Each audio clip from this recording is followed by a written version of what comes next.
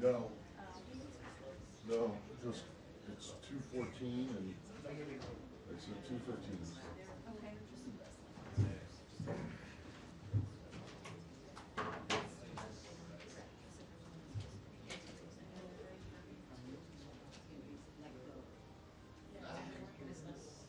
Hello? Hello, I'm sitting in the briefing room right now.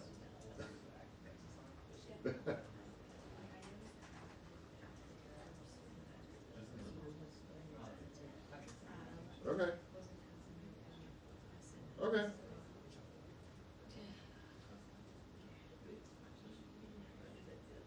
Sure. Okay. Yeah.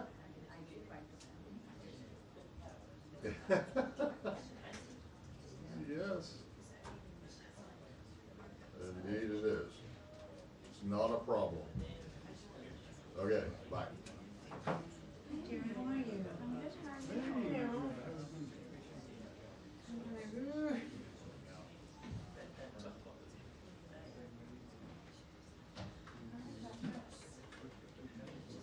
It's not, nothing warm enough. I should have brought my jacket. I think they're just trying to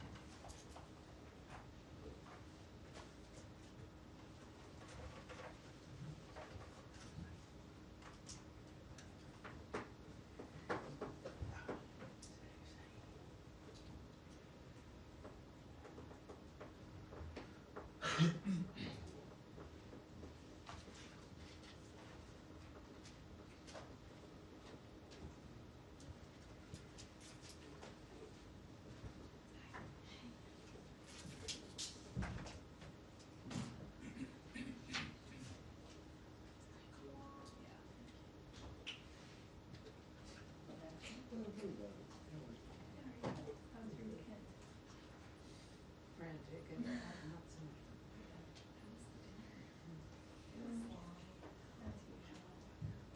It's always long. It was earnest.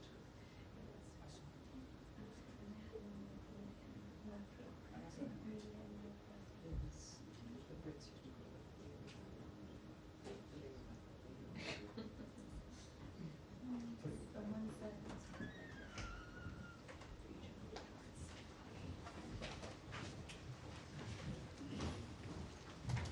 Oh, they're just getting up. I thought they were standing for me. They're moving.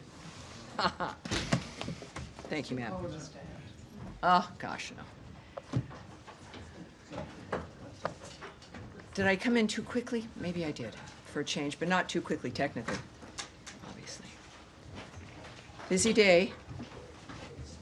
Turn these phones off.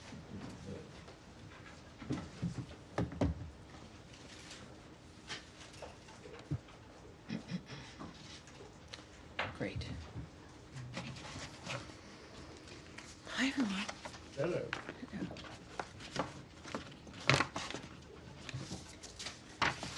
All right.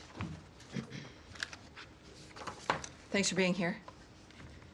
And for everyone watching at home, thank you very much. And for C-SPAN covering this, always live, which I appreciate. All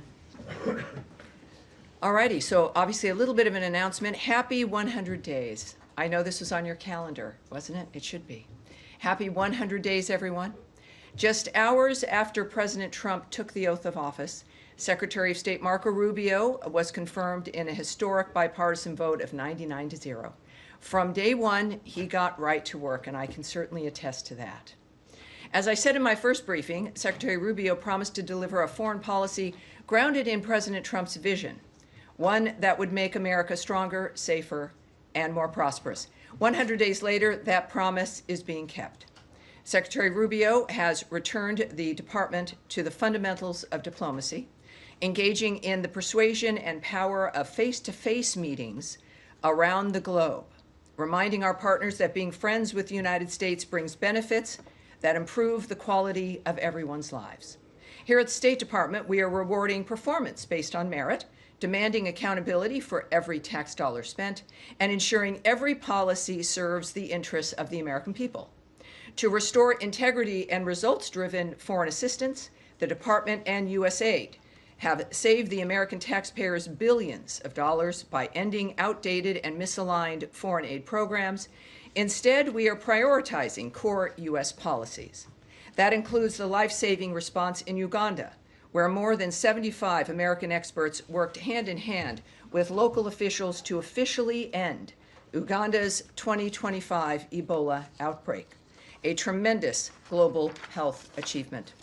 The Secretary has traveled extensively, and don't I know it, to 15 countries, deepening U.S. diplomatic ties and securing major foreign policy wins, from Panama's decision to withdraw from China's Belt and Road Initiative to his leadership in bringing Ukraine and Russia to the table to discuss a path towards peace, leading the nations closer to peace than ever before. His efforts to protect our homeland are having a global impact. We've designated 6 violent Mexican cartels, along with TDA and MS-13, as foreign terrorist organizations to block their financial networks and bar their entry into the United States.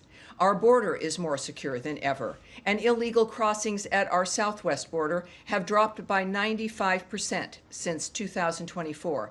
This is due to President Trump's leadership and Secretary Rubio's historic action to secure agreements with Guatemala, Panama, and El Salvador to intercept and deport illegal aliens who enter their territories. And to further build regional peace, Secretary Rubio signed a declaration of principles between the Democratic Republic of Congo and Rwanda, launching a pathway to stability in the region. In the Middle East, he is actively working with Israel Arab partners, and the European Union to shape post-war governance in Gaza and lay the groundwork for Arab-led reconstruction efforts aligning with President Trump's long-term vision for peace in the region. He also has reinforced the United States as the premier strategic partner for Gulf allies, resulting in 2 landmark investment commitments from the United Arab Emirates and Saudi Arabia for technology, defense, and infrastructure. Those deals total $2 trillion in investments. We've also brought Americans home. Through diplomacy, we've helped secure the release of dozens of unjustly detained U.S. citizens, bringing them back to their families where they belong. We've reinstated Cuba as a state sponsor of terrorism, sanctioned Iran's shadow oil fleet and Houthi financiers, as well as designated the Houthis as a foreign terrorist organization. These steps send a clear message. Under this administration, there will be consequences for supporting terrorism. 100 days in, the results are undeniable. This is American diplomacy the American people deserve: decisive, accountable, and unapologetically America first. And I do believe that you may have some questions. Andrea Mitchell,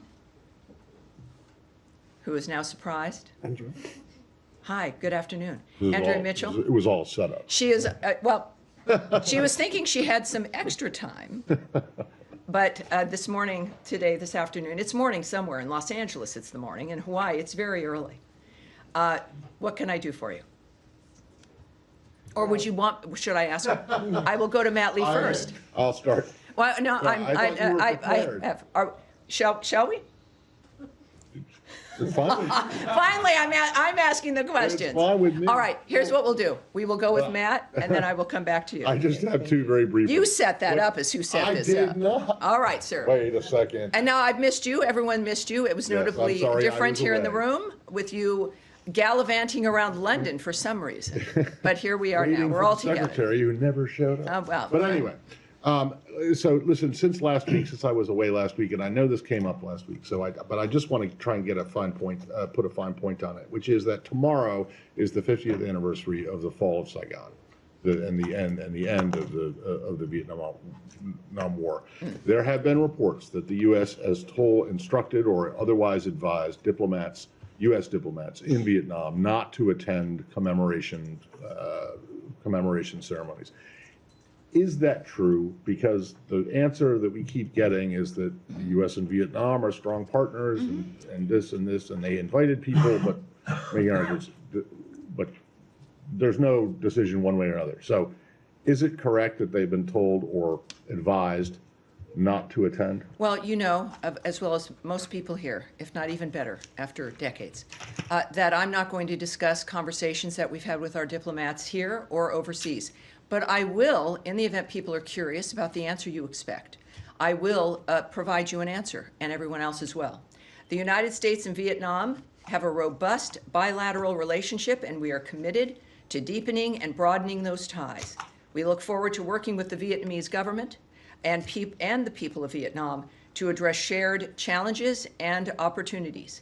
And considering, again, half a century ago, when that ended, we now, of course, have a generation, my generation, that it is amazing to be able to say that, to have this relationship with Vietnam as a good relationship and one that is bilateral and robust. So that is a very good example of what can happen over the time of about 50 years. Okay. Did you have a second question? Well, but just on this, I mean, so Sure. are U.S. diplomats going to be participating in these? You know, I'm not going to answer that question. I'm not going to discuss what has been suggested or not suggested or communications with our allies and or our diplomats in foreign countries. Yes, sir. Thanks. Thank you. I have 2 questions. The first, there's reporting today that 4,000 visas for students with criminal records were revoked in the first 100 days of the administration. That's a number that's higher than we've seen before, so I wanted to see if I could get more fidelity on that, and then I had a different topic. Well, I know that consular affairs and the State Department do not discuss the details of visas.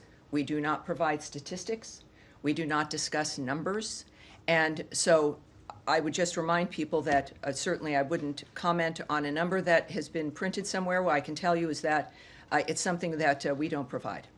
And then separately, there's reporting that Iraq has arrested an ISIS suspect linked to the New Orleans terror attack on New Year's. Is the state have any comment on that or any participation? I spoke with the secretary a little earlier. I did not ask him about that, so let's take that back. And I certainly would hope to speak with him again and can ask him that, and we'll get that back to you certainly. And now, Andrea Mitchell. Yes. I wanted to ask about Ukraine. Okay. Russia has continuously been bombing Ukraine, Kyiv the other day, more bombing overnight, after calling for a ceremonial ceasefire, a 3-day ceasefire next week to honor, so they can celebrate and honor their World War II victory, but they have still not agreed, I believe almost 50 days since it was first proposed, to the ceasefire, the 30-day ceasefire that Ukraine has accepted. And now, as well, Foreign Minister Lavrov, in an interview, has said that the Russian position includes the demilitarization, he says denazification, which is a false statement, but the demilitarization of Ukraine as part of their agenda, as well as the lifting of sanctions, withdrawing lawsuits, canceling arrest warrants, and the like. First of all, the U.S. reaction to the continual bombing in Ukraine by Russia, and second of all, the Russian demand for demilitarizing. Would the U.S. ever consider requiring the demilitarizing of Ukraine as a condition of a peace plan? Well, you know I can't and would not discuss what the options were or what's on the minds of our diplomats. And I understand, and I hear from people outside of this briefing room and certainly from all of you, and it's your job to ask. But that is not something we can do. It's harmful to get ahead of what our experts, what our diplomats, what the Secretary of State, what the President of the United States, the most powerful people in the world meeting to find a resolution to this. And discussing it or speculating does not help. It increases, I think, fear and confusion. So I won't do that. But I do have something I can tell you that the Secretary said to me about the situation just a short time ago, Andrea Mitchell. We are now at a time where concrete proposals need to be delivered by the two parties on how to end this conflict. How we proceed from here is a decision that belongs now to the President. If there is not progress, we will step back as mediators in this process. Well, he said on Meet the Press that this week was going to be pivotal. Oh, sure. This sounds like a Paraphrasing. pivotal statement to me. Yeah, so is there some sort of a time frame? Well, he What said now. he's just said. He said now is the time where concrete proposals need to be delivered by the two parties in the conflict. And if there is not progress, which we leave, of course, I'm not going to speculate on what that timeline means to the President or to the Secretary.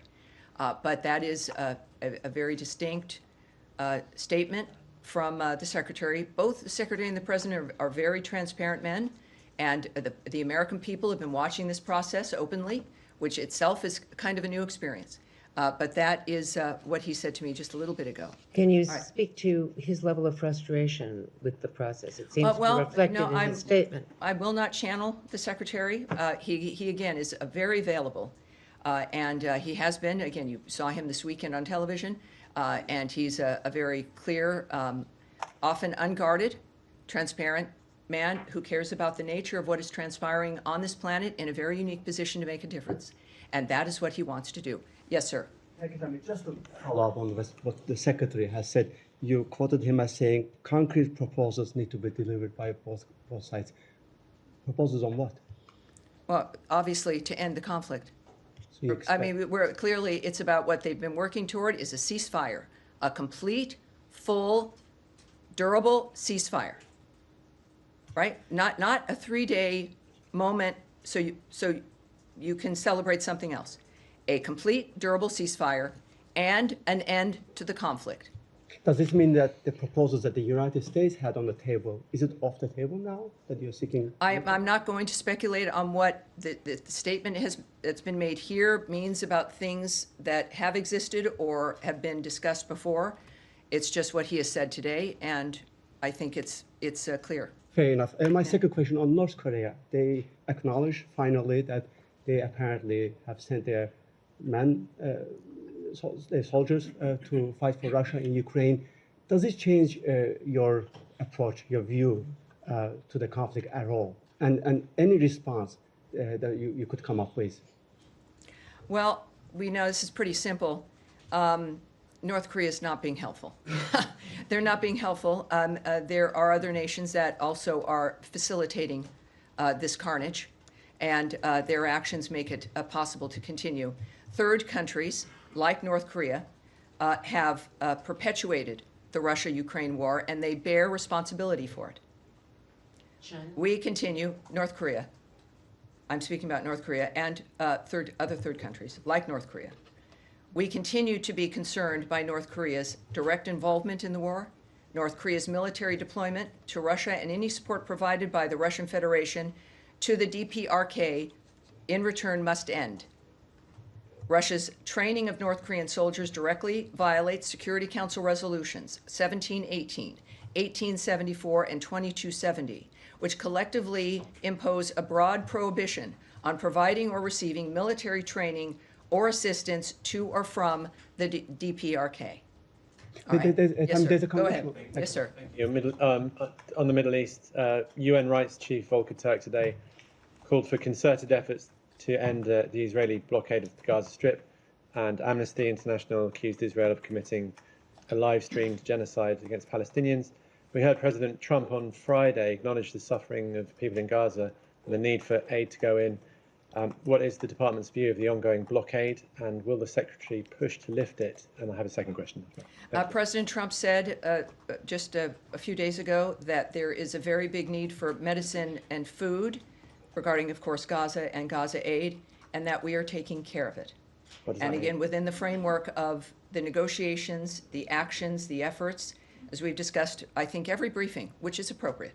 I think the President of the United States making that statement makes clear that actions being considered and taken, and that the President is working on it. So we are taking care of it. How will that translate to actual action? Well, we'll find out. He's not a slow man. Also, the United States, of course, supports the flow of humanitarian aid with safeguards to ensure assistance is not diverted, looted, or misused by terrorist groups such as Hamas and the Palestinian Islamic Jihad. But for one thing, we certainly, I think I can say generally about the president, is that when he says something, he acts, and he doesn't lollygag. And in this particular case, with both men setting these first 100 days as the hallmark of the nature of where they've both been personally committed, Secretary Rubio and President Trump, it is on peace and ceasefires for both Ukraine and Russia, and certainly in Gaza. His noting what he wants to accomplish in that regard. Again, there's a very big need for medicine, food, and we're taking care of it. So it will not be long, I'm sure, to see the results of his work. There was a second question. Yes, sir. Senator Sanders is Yes, sir. Go ahead, please. Thanks, Tammy. I wanted to move on to a country which is a neighbor, in fact, Canada.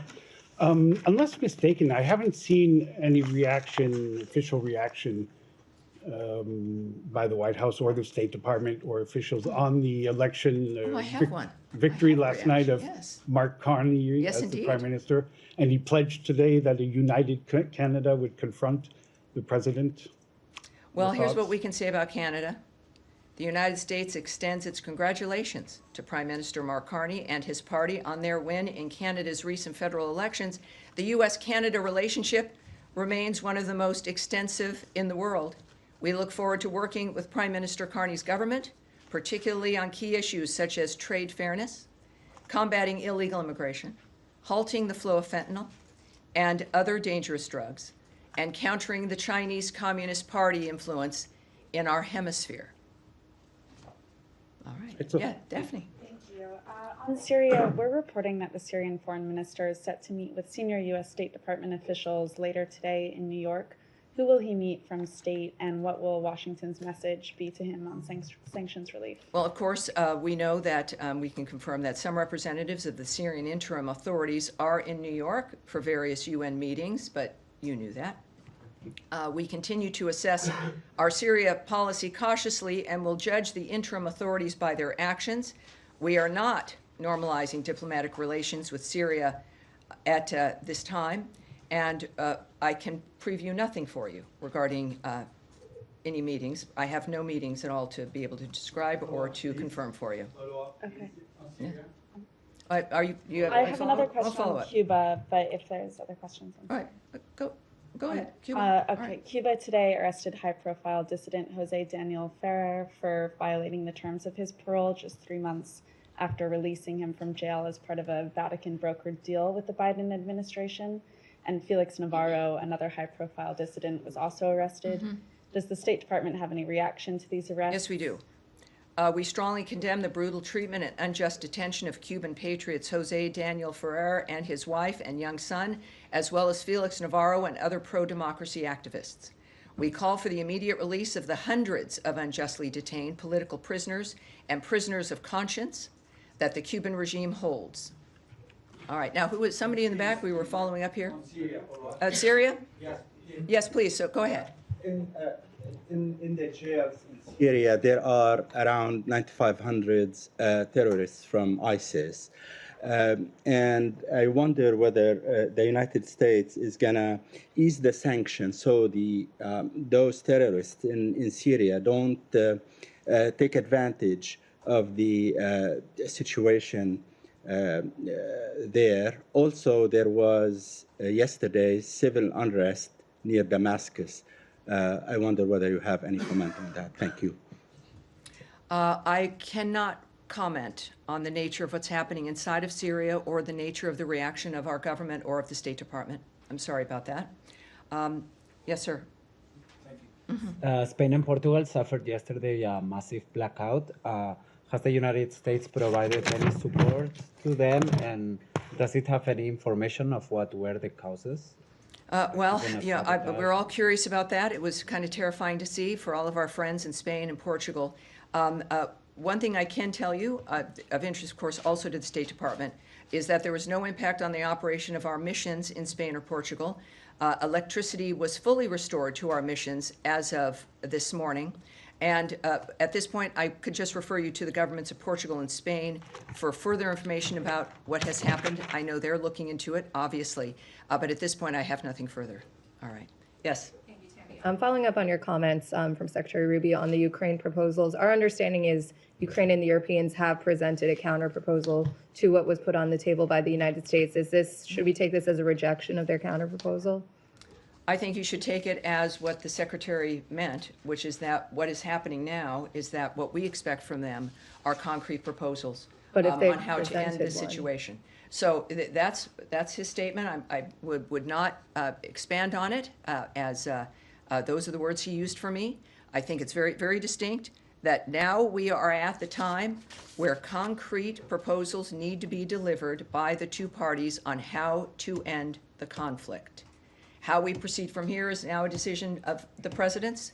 If there is not progress, we will step back as mediators of the process. And does he have any follow-on conversations planned with his Ukrainian and European counterparts? I saw you spoke with Nothing that I can report as of this moment, but clearly this is not a closing of the door. This is now a next step, which I hope that we are able to see. Yes, sir. Thank you so much. Do you think that in first 100 days, President Trump was able to make America more great again, make America more richer again, make America more safer again? Are you setting me up? No, I'm just asking your opinion. I'm just asking your opinion. The ultimate freezing moment. I am standing here because of my faith in the President of the United States prior to him winning this particular election, knowing from his past what he's accomplished. Of course, the American people have felt the same way in returning him to this office after 4 years that were not good for the people of this country, economically or otherwise. There are an extraordinary number of accomplishments ranging from the closed border, inflation going down, people at tables to discuss peace and ceasefires that never anyone had imagined or was able to accomplish previously. in addition to the nature of the idea that the State Department, as an example, that we have a responsibility when it comes to the money that is spent, that American taxpayers might have been the forgotten man and woman of the past, but they are now remembered again, and that the money that we spend is theirs, that they have worked for, and a commitment to the values and the nature of what matters to the United States. So we're doing these larger issues, but also, of course, every day we discuss the nature of what's happening in the world based on those values, and these men and women deciding to live their lives, including the men and women who I speak of often in this room, who anonymously have spent their lives, decades in many cases, to help make sure that the people leading this country of either party have the information they need to make sure this nation is safe and secure. We now have an administration that is implementing those values and making it clear to the American people. And it's been 100 days, and already we know that tremendous change has happened. And it will continue to happen under the leadership of President Trump, his entire cabinet. But I'm standing at the State Department because of the leadership of Marco Rubio. And it's an exciting and good time for the globe. So the answer is yes. Yesterday's State Department press statement says that the United States is in touch with the leadership of both Pakistan and India, and That is correct. Trying to calm down the situation. Do you have something to say? Yes, the Secretary also gave me a note about that as well, sir. So we are reaching out regarding the Kashmir situation, India and Pakistan, that he said we are reaching out to both parties. And telling, of course, them to not escalate the situation. The Secretary expects to speak with the foreign ministers of Pakistan and India as early as today or tomorrow. He is encouraging other national leaders, other foreign ministers, to also reach out to the countries on this issue. So it is, again, as I've noted, every day action is being taken. In this case, the Secretary speaking directly to his counterparts in India and Pakistan.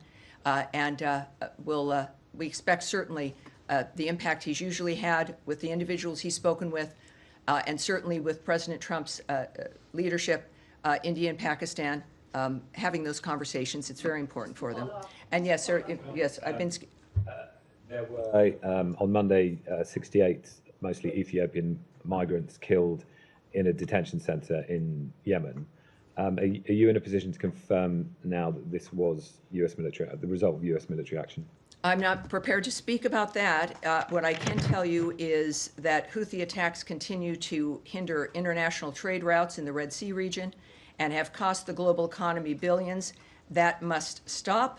And we are aware of various reports in the region, and we are referring questions first to the Department of Defense, but also I will have us take this back to see what more we can have for you later this week regarding that issue. Absolutely. And just follow up on Pakistan. All right, Pakistan, certainly. A Pakistani minister made a statement about performing dirty work for the United States while also denying the existence of Lashkar-e-Toiba in Pakistan. What is the State Department's response to that? Well, as I've noted, the only thing I'm really prepared to discuss here is the fact that the Secretary of State is going to be speaking with the foreign ministers of both countries. And will that be raised? Will that be raised? What I can tell you, obviously, we're also monitoring the developments across the board in that region. We, as you know, at multiple levels, I have to say, are in touch with the governments of India and Pakistan, not just at the foreign minister level, certainly, but at multiple levels. We, of course, are encouraging all parties to work together for a responsible solution. The world is watching this, but I have no additional details in that regard. Yes, ma'am. Yes, ma'am.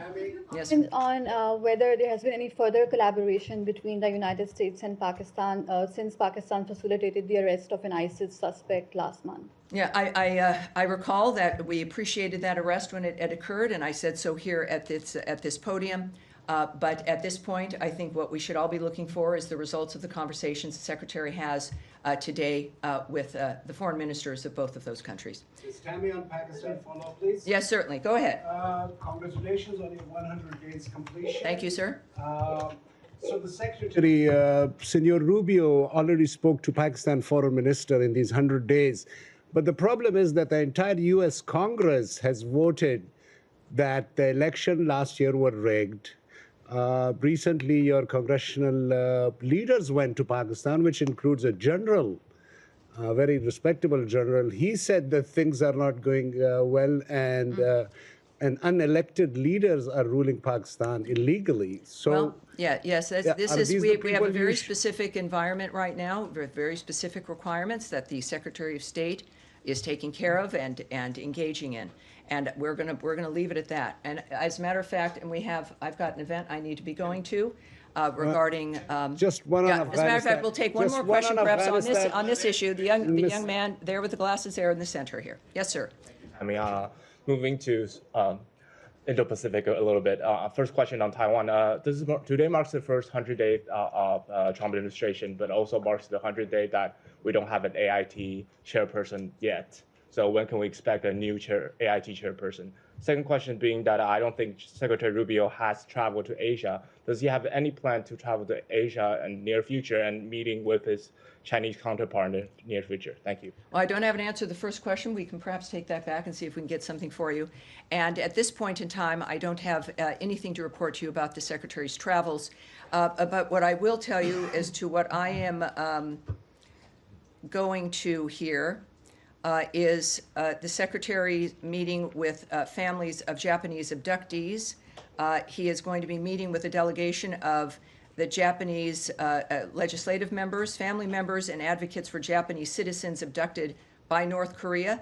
We will have a readout for you that will be released following that meeting. And that is what I'm heading to now. Thank you all very much. We have a very, very exciting week, and happy 100 days. Thank you, everybody. Thank you. All right, you want to